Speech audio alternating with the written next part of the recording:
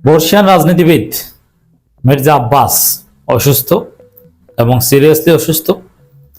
তিনি আইসিইউতে, সিঙ্গাপুরে নেয়ার পরিকল্পনা চলছে এবং সমস্ত রাজনীতিবিদরা তার বিরোধী পক্ষ, তার নিজ দলের প্রধানমন্ত্রী থেকে শুরু করে সবাই তার খোঁজ খবর নিচ্ছেন, অনেকে দেখতে যাচ্ছেন। অবস্থা বেশি একটা ভালো নয়, ক্রিটিক্যাল মনে হচ্ছে, কিন্তু এটা নিয়ে আবার নোংরা রাজনীতি চলছে।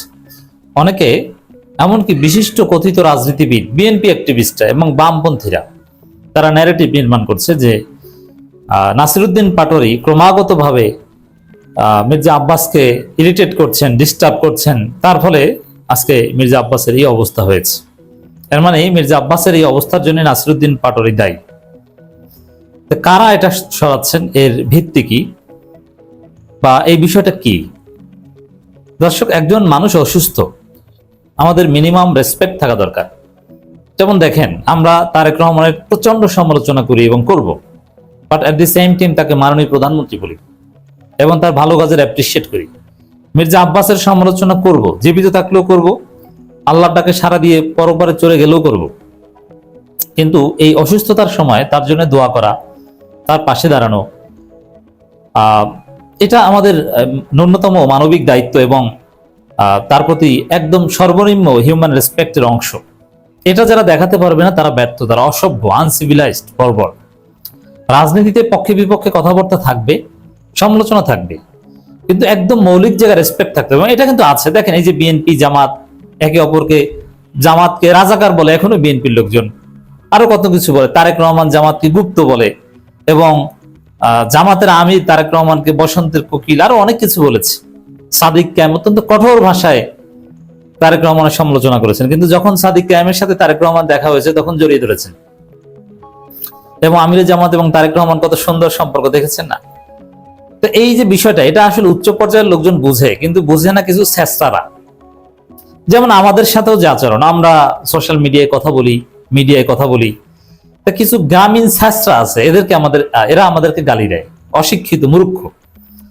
কিন্তু আমরা বিএনপির উচ্চ পর্যায়ের সাথে যে কত সুসম্পর্ক মেনটেন করি, একসাথে খাই, আড্ডা দিই, এটা আরও বোঝে না। যেমন আমি ছাত্র দলের প্রচন্ড একজন সমালোচক, আর ছাত্র দলের ঢাকা বিশ্ববিদ্যালয়ের সভাপতি থেকে শুরু করে ছাত্র দলের সিনিয়র নেতৃবৃন্দ, একটা বিরাট অংশ আমার অত্যন্ত ক্লোজ ফ্রেন্ড। দেখা হলে জড়িয়ে ধরে হাসি মুখে কথা বলি, একসাথে আড্ডা দিই, কিন্তু গ্রামের ওই স্যাস্ত্রাগুলো বোঝে না। এজন্য রাজনীতি অশিক্ষিতদের কাজ না।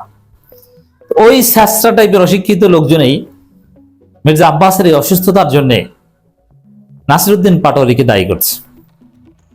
এতে মূলত মির্জা আব্বাসকে ছোট করা হচ্ছে।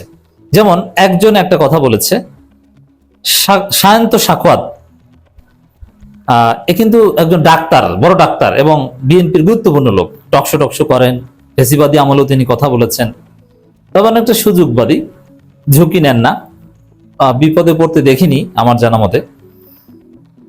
তিনি বলছেন যে মির্জা আব্বাসের অসুস্থতায় নাসিরউদ্দিন পাটোয়ারির ভূমিকা একেবারে উড়িয়ে দেওয়ার মতো না। কিন্তু একজন ডাক্তার হয়ে বলছেন যে নাসিরউদ্দিন পাটোয়ারির ভূমিকা উড়িয়ে দেওয়ার মতো নয়।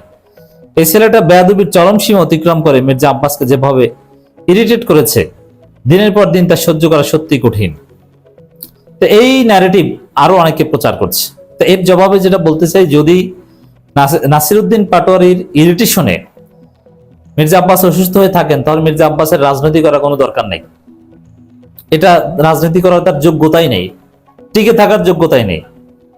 সামান্য নাসিরউদ্দিন পাটোয়ারির একটু খোঁচায় যদি মানসিকভাবে বিপর্যস্ত হয়ে অসুস্থ হয়ে যায়, রাজনীতি তার জন্য ফিট না। তাহলে এই ডাক্তার সায়ন্ত বা আরো যারা পাটোয়ারিকে দোষী সাব্যস্ত করছেন, তারা মূলত মির্জা আব্বাসকে অযোগ্য হিসাবে আখ্যায়িত করছেন, যে মির্জা আব্বাসের রাজনীতি করার যোগ্যতা নেই। তারেক রহমানের দিকে তাকান, এমন কোন কুৎসা নেই যে তাকে সহ্য করতে হয়নি। কি তারেক রহমান কি মানসিকভাবে ভেঙে পড়েছে? দেশে আসার পর, বিদেশে থাকা অবস্থায় রাজনীতিবিদদের এগুলো সহ্য করতে হবে। আল্লামা দেলোয়ার হোসেন সাইদির মতো বিশ্বশ্রেষ্ঠ আলেমী দিনকে ধর্ষক পর্যন্ত বানানো হয়েছে। তিনি কি অসুস্থ হয়ে মারা গেছেন, মানে মানসিকভাবে বিপর্যস্ত হয়ে?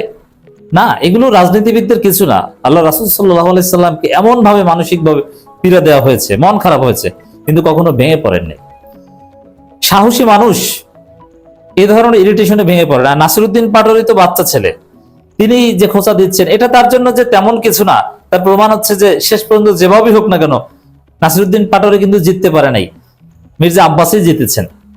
যদি এরকম হতো যে না মির্জা আব্বাস হেরে গেছেন, সরকারে কোনো পদ পদবি কিছু পান নাই, টেকনোক্র্যাট কোটায়ও তারেক রহমান কিছু বানান নাই, এমপিও হতে পারে নাই, তাহলে মানসিক বিপর্যয়ের এই প্রশ্নটা উঠতে পারত যে এই সময়ও মির্জা আব্বাস এভাবে অপ্রাসঙ্গিক হয়ে গেলেন। না, বিএনপির জন্য ভাগ্য যে বিএনপির কোনো সিনিয়র নেতা, গুরুত্বপূর্ণ কোনো নেতার খারাপ পরিণতি হয়নি, সবাই নির্বাচনে জিতেছে এবং ভালো কিছু পেয়েছে।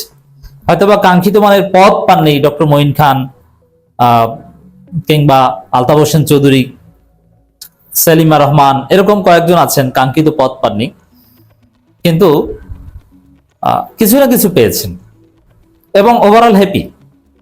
আওয়ামী লীগের অনেক বর্ষিয়ান নেতা মাঝে মাঝে বঞ্চিত হতেন, সেই অনুযায়ী বিএনপিতে দেখেন তারেক রহমান যা করেছে, এই যে মেজর হাফিজের মতো একজন তারেক এবং জিয়া পরিবারের সমালোচক সংস্কারপন্থী একজন নেতাকে আজকে স্পিকার বানিয়ে দিয়েছে, সামনে তিনি ভারপ্রাপ্ত রাষ্ট্রপতি হবেন, এমনকি পূর্ণাঙ্গ রাষ্ট্রপতি হতে পারেন শারীরিক সক্ষমতা থাকলে, কারণ যাকে স্পিকার করা হয় তাকে পরবর্তীতে রাষ্ট্রপতি করার একটা প্ল্যান থাকে। তো এই যে উদারতা, বিরল একটা প্র্যাকটিস, সেখানে মির্জা আব্বাস তো মন্ত্রী মর্যাদা উপদেষ্টা, আবার এমপিও হয়েছেন, তার যে সাম্রাজ্য সব ঠিক আছে, তাহলে মানসিকভাবে ভেঙে পড়বেন কেন? তাহলে তিনি অযোগ্য এটা বলতে চাচ্ছেন? দর্শক একটু তুলনা দিয়ে দেখেন, এনসিপি নেতৃবৃন্দ, জামাত নেতৃবৃন্দ, তাদেরকে যে পরিমাণ ইরিটেশন করা হয়, বিশেষ করে নারী নেত্রীরা।